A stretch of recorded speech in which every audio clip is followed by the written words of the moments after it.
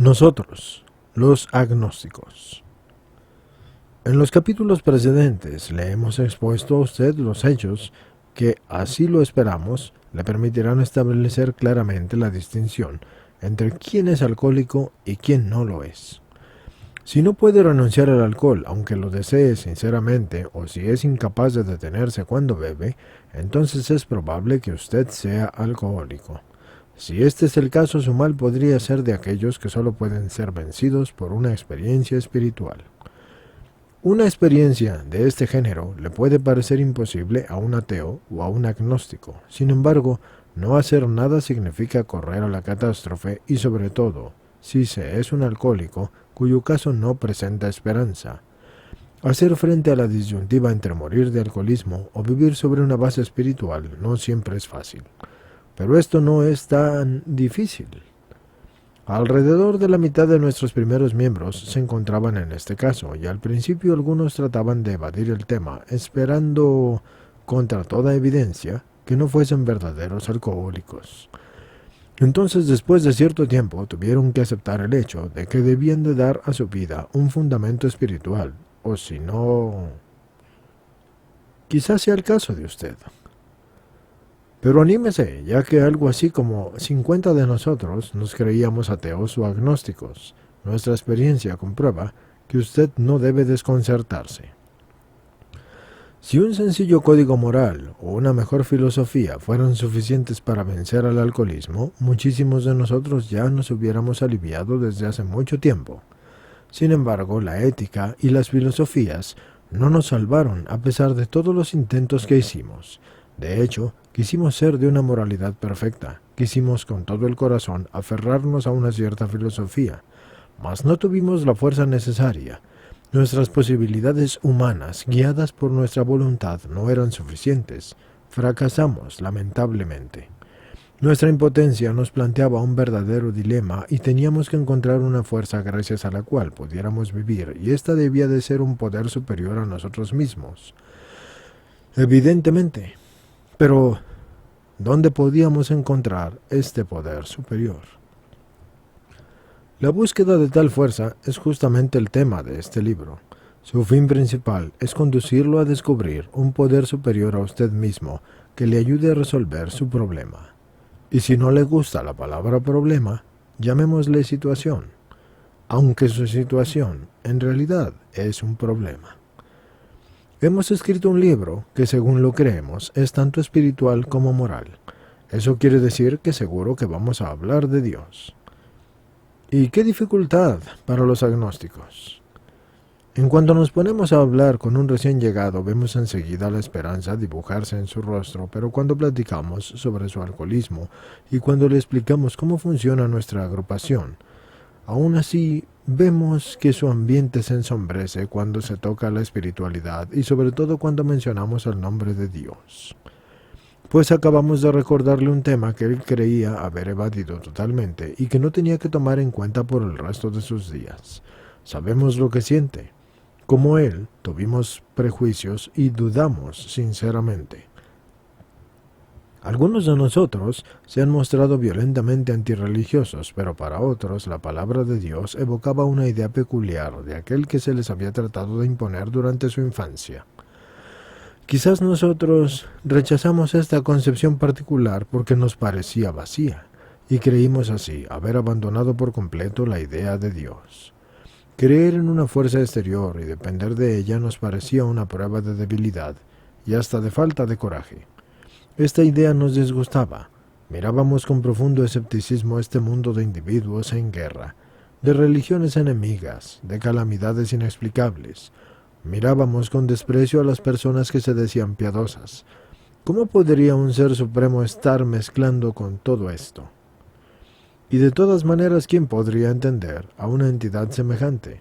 Sin embargo, bajo el encanto de un cielo estrellado, por ejemplo, llegaba a nuestra mente la necesidad de preguntarnos, pero ¿quién creó todo esto? Estábamos por un momento llenos de admiración y maravillados, pero no era más que una impresión pasajera que se esfumaba. Sí, nosotros los agnósticos así lo pensamos y así lo vivimos. Sin embargo, vamos a tranquilizarlo enseguida. Tan pronto como pudimos hacer a un lado nuestros prejuicios y demostramos el más pequeño deseo de creer en un poder superior, en ese momento los resultados empezaron a sentirse.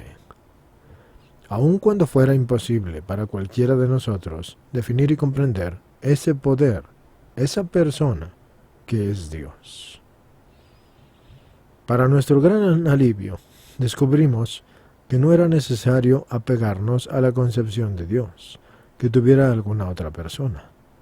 Nuestra concepción personal, con todo lo inexacta que fuera, nos permitía acercarnos a Él y establecer un contacto. Tan pronto como admitimos la posible existencia de una inteligencia creadora y de un espíritu del universo sosteniendo la totalidad de las cosas, sentimos que nos invadía una fuerza y una dirección. Sin embargo, debíamos dar otros pasos simples. Nos dimos cuenta de que Dios no se muestra tan exigente ante aquellos que lo buscan. Para nosotros, el reino del Espíritu es largo y vasto. Lo engloba todo, y jamás excluye y jamás se cierra a aquellos que lo buscan con devoción.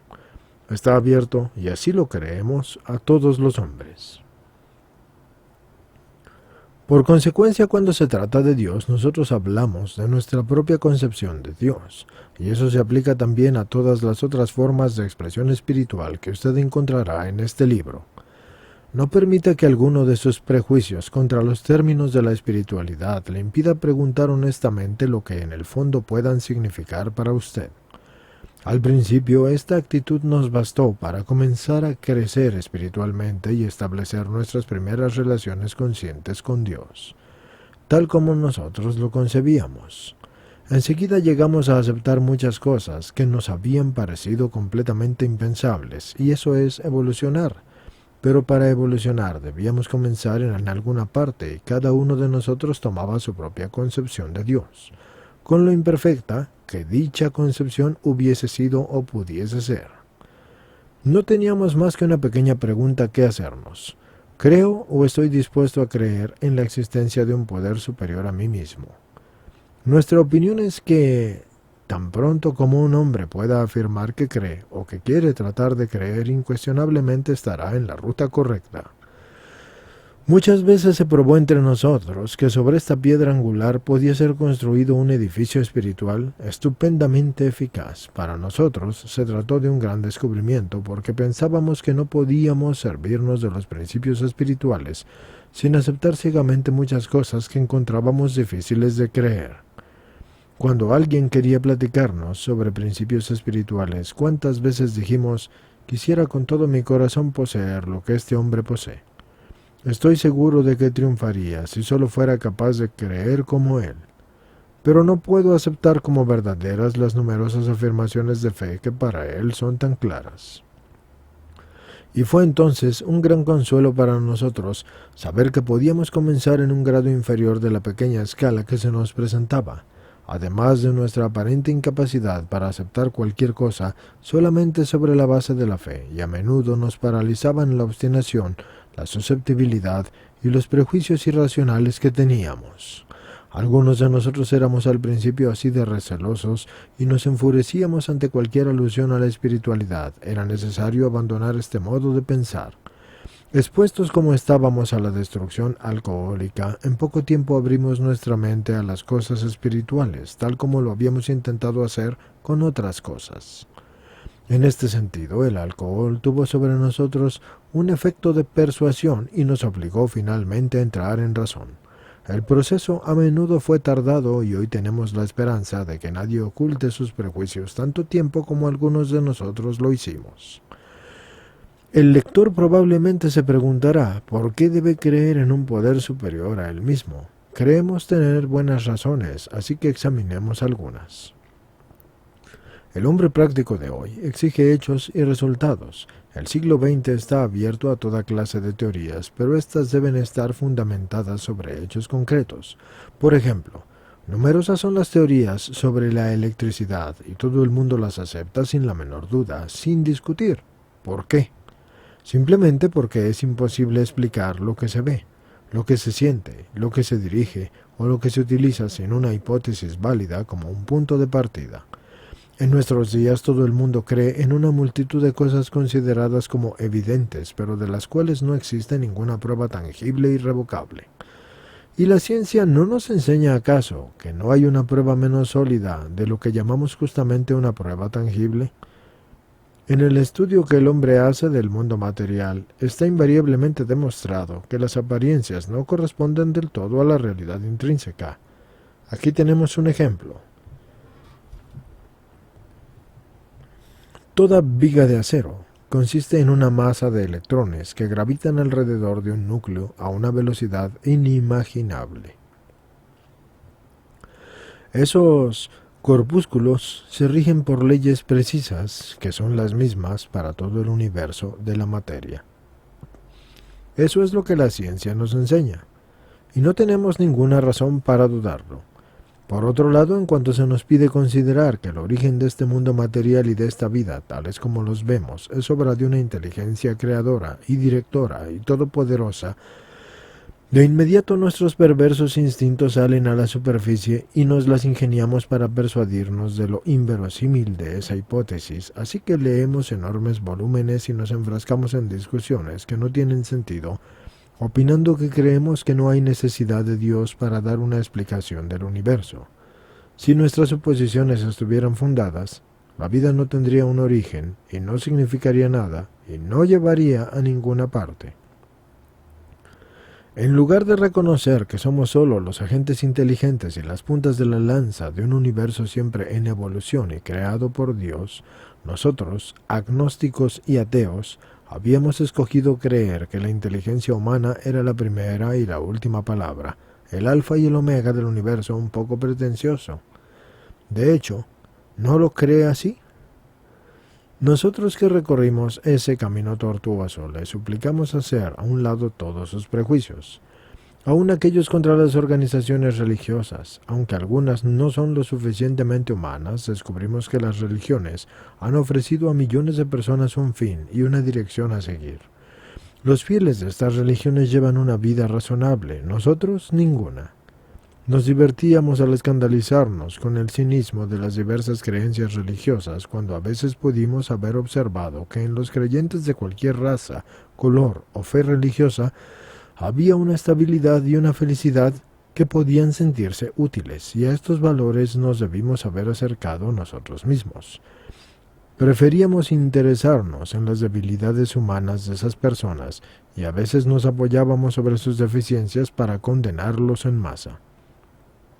Hablábamos de la intolerancia cuando nosotros mismos éramos intolerantes. Nos privábamos de la realidad y de la belleza del bosque al dejarnos distraer por la fealdad de algún árbol decrépito. No habíamos mirado el aspecto espiritual de la vida con la debida honestidad. En nuestros testimonios individuales encontrará muchas formas de abordar y concebir un poder superior a usted mismo. Poco importa la forma de acercarse a la idea particular de Dios a la cual adherirse a la experiencia. Nos ha enseñado que para nuestros fines no debemos preocuparnos por esto. Cada individuo debe solucionar por sí mismo este problema o esta situación. Sin embargo, en un punto los hombres y las mujeres están de acuerdo en forma notable. Todos ellos han encontrado un poder superior y todos ellos creen, y este poder superior en todo caso ha operado el milagro, lo humanamente posible. Es decir, lo humanamente posible lo hacemos nosotros, lo humanamente imposible lo hace este poder superior que ha operado este milagro.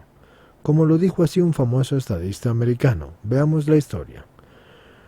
100 de hombres y mujeres de carne y hueso afirman categóricamente que después de haber llegado a creer en un poder superior a ellos mismos y de haber adoptado una cierta actitud hacia este poder y de haber aceptado hacer unas cuantas y simplísimas cosas y una transformación, se operó en su forma de vivir y de pensar.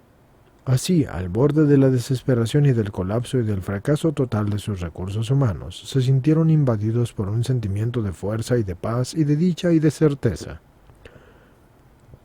Este cambio se produjo poco tiempo después de que aceptaron de buen grado llenar ciertas exigencias.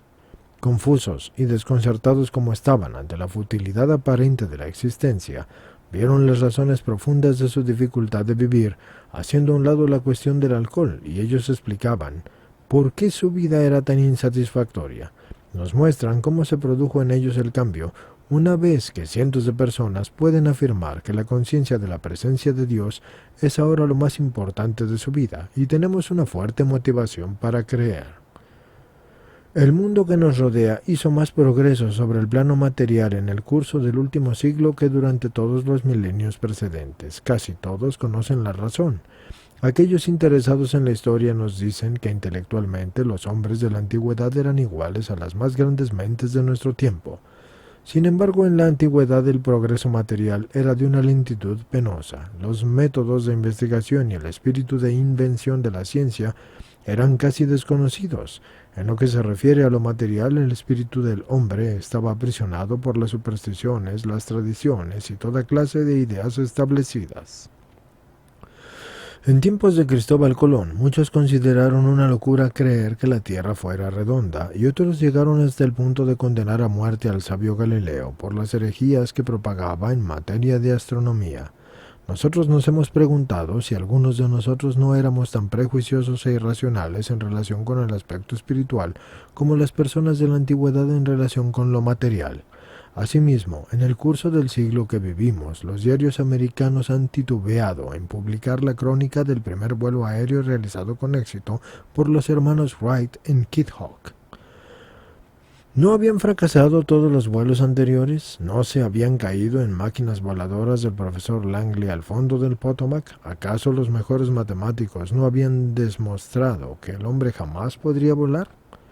¿Y no se había comprendido ya que Dios había reservado este privilegio a los pájaros? Y apenas 30 años más tarde, la conquista del cielo casi se había convertido en la historia antigua, y la aviación estaba en su pleno apogeo.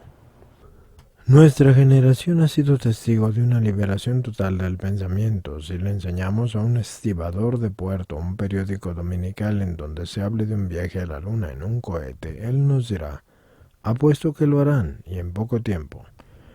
Nuestra época se caracteriza por la facilidad con que abandonamos viejas ideas por nuevas. Sin muchos problemas nos desembarazamos de una teoría o de una cosa que no funciona en provecho de una cosa nueva que sí funcione.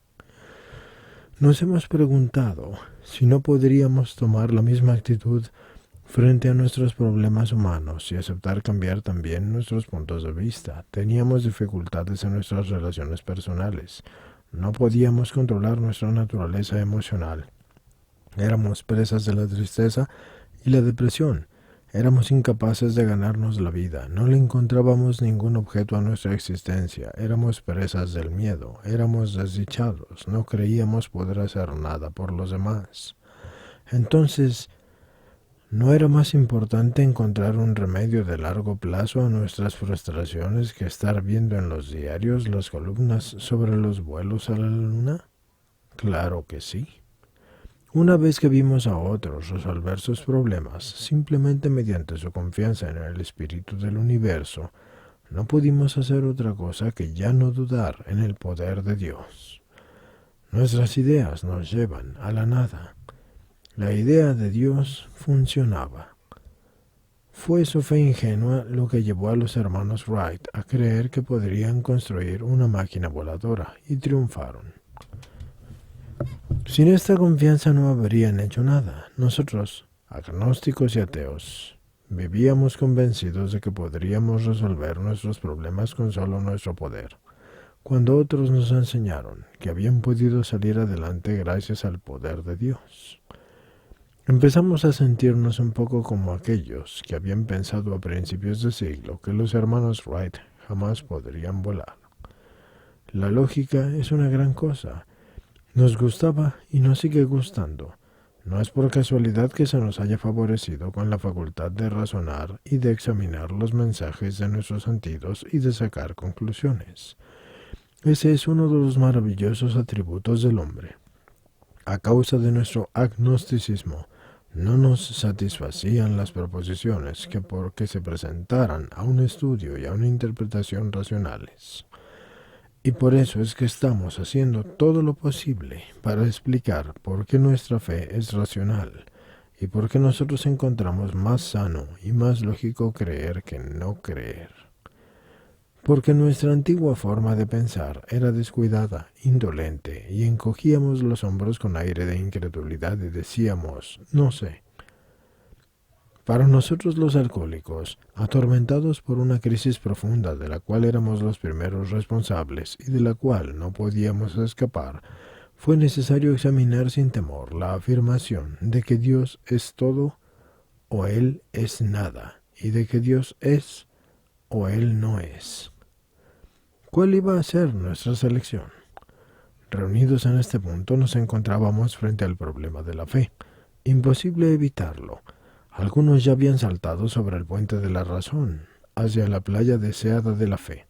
La tierra prometida había hecho brillar los ojos cansados de quien se consumía en su espíritu, proporcionándole un nuevo ánimo. Manos amigas se extendían hacia nosotros, dándonos la bienvenida. Le agradecíamos a la razón el habernos guiado tan bien, mas no podíamos arribar a esa ribera.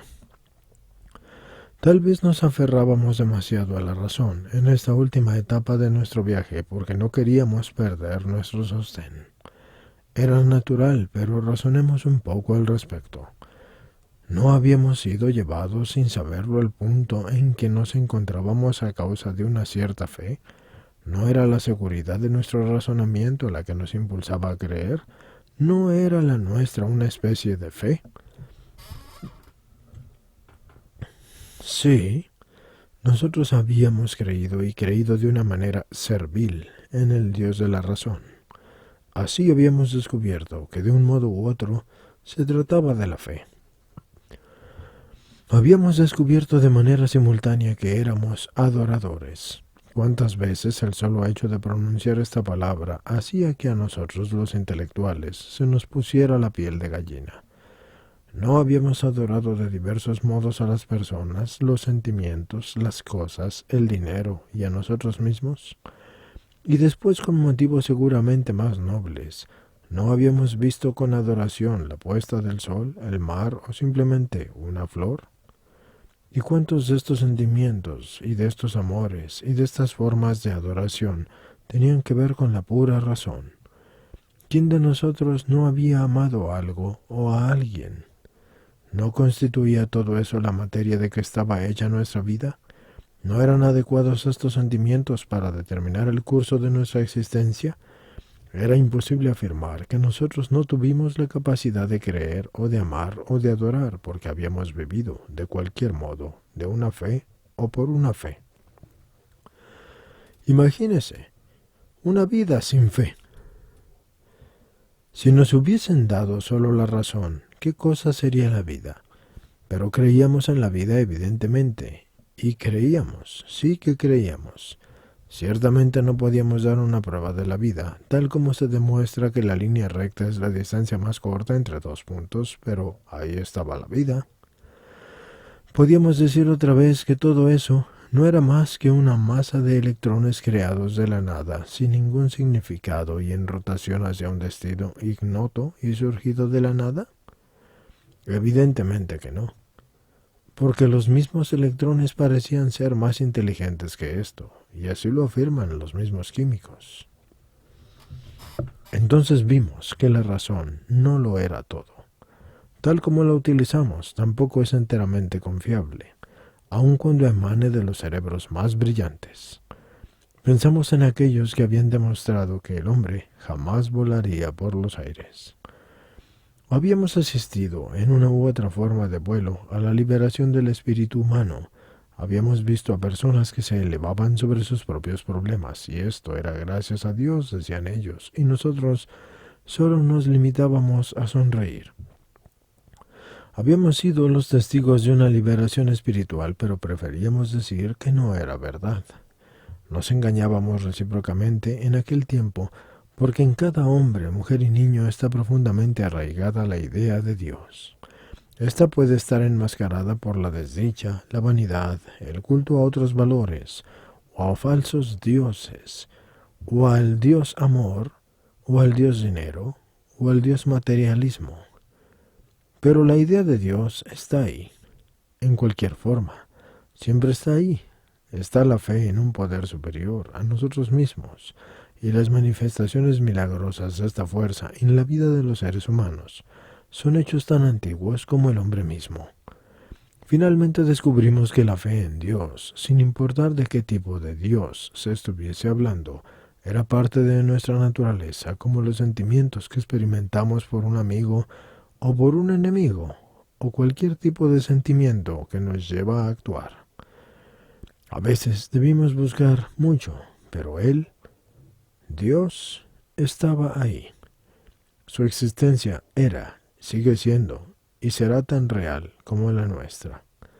Descubrimos la gran realidad dentro de nuestra alma. En el último análisis, es solamente allí donde se le puede encontrar, y así nos ocurrió a nosotros. Todo lo que nosotros podemos hacer es despejar un poco el camino para los demás. Si nuestro testimonio le ayuda a liberarse de sus prejuicios, lo hace capaz de reflexionar honestamente y lo anima a buscar diligentemente dentro de usted, entonces, si quiere puede unirse a nosotros en el gran camino. Si usted está dispuesto hasta este punto, no podrá fallar, necesariamente tomará conciencia de su propia fe. Encontrará en este libro la historia de un hombre que se creía ateo. Su testimonio es tan interesante que queremos anticipar algo aquí. Su metamorfosis interior fue espectacular, emotiva y convincente. Nuestro amigo era hijo de un ministro protestante y frecuentó la escuela religiosa, donde se rebeló contra todo aquello que le parecía excesivo en la enseñanza religiosa. En los años siguientes se sintió perseguido por un sentimiento de desorden y frustración, fracasos en los negocios, locura, enfermedad fatal, suicidio y todas las desgracias que atormentaron a su familia inmediata lo dejaron deprimido y amargado. Las desilusiones de los años de la posguerra, el agravamiento de su alcoholismo y la amenaza de la ruina mental y física llevaron a este hombre a la orilla del suicidio. Una noche, en el cuarto de un hospital, le habló un alcohólico que había vivido una experiencia espiritual, y nuestro amigo se puso a gritar con rencor. Si hay un Dios, ciertamente que no ha hecho nada por mí. Y más tarde a solas en su cuarto se preguntó, ¿podrán todos los creyentes estar equivocados? Al reflexionar en esta pregunta vivió las torturas del infierno. Después, súbitamente, como un pensamiento fulminante, le llegó la idea de que se formuló así. ¿Quién eres tú para afirmar que Dios no existe? Y este hombre nos cuenta que cayó de rodillas junto a su lecho. En pocos segundos fue dominado por la convicción de que Dios estaba presente. Esta certeza se acercó a él y lo penetró con la seguridad y la solemnidad de una gran marea. Las barreras que había erigido por años y años se desplomaron. Se encontraba en la presencia del poder y el amor infinitos. Del puente había pasado a la playa, y por vez primera vivía en la consciente compañía de su Creador. Así se puso en su lugar la piedra angular de la vida de nuestro amigo. Después ninguna vicisitud le llegó a inquietar en su vida. El problema del alcoholismo de este hombre fue eliminado. Esa misma noche el alcohol llegó a ser la cosa del pasado. Salvo en algunas ocasiones, la idea de beber no regresó jamás a nuestro amigo, y todavía más, le tomó una gran aversión a ella. Aparentemente, aunque él hubiera querido beber, no habría podido porque Dios le había restituido la razón. ¿No es una curación milagrosa? Sin embargo, los elementos de que consta son simples. Este hombre se dispuso a tener fe y debido a las circunstancias. Él se ofreció humildemente al autor de sus días, y fue entonces cuando lo supo. También nosotros recuperamos la razón por la gracia de Dios. Para este hombre la revelación fue repentina. Para otros el cambio ha sido más lento. Sin embargo, Él ha venido a todos aquellos que lo han buscado con honestidad. Cuando nos acercamos a Él se nos revela. Y cuando nos acercamos a Él se nos reveló.